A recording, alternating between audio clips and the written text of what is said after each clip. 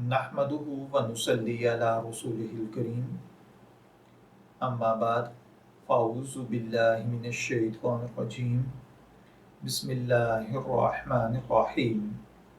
अस्सलामु अलैकुम dear viewers, आपके favourite Islamic informative channel Shaoor info से मैं हूं प्रोफेसर शब्बीर अहमद।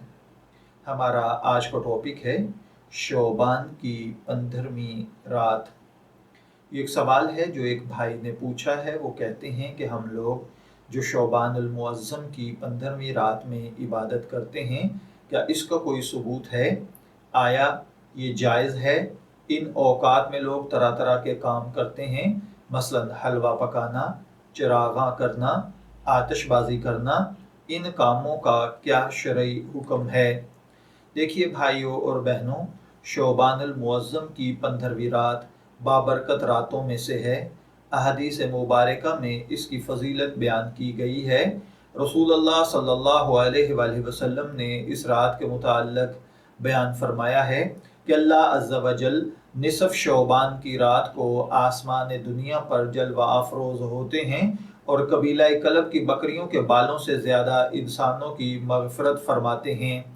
एक दूसरे मौका पर हज़रत सल्लल्लाहु अलैहि वसल्लम ने इस रात के मुताल्लिक़ बयान फरमाया है, इस रात में क़याम करो, इसके दिन में रोज़ा रखो।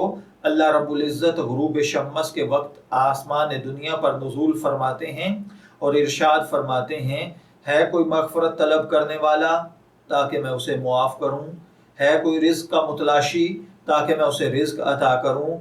है कोई मुसीबत ज़दा मैं उसकी मुसीबत को दूर करूँ? चुनाचे तुलूए फजर तक यही सदा लगती रहती है। इस तरह अहादीस मुबारका में मनकूल है कि रसूलुल्लाह सल्लल्लाहु अलैहि वसल्लम इस रात कब्रिस्तान तशरीफ़ ले गए और मुर्दों के लिए बख्शिश की दुआ फरमाई।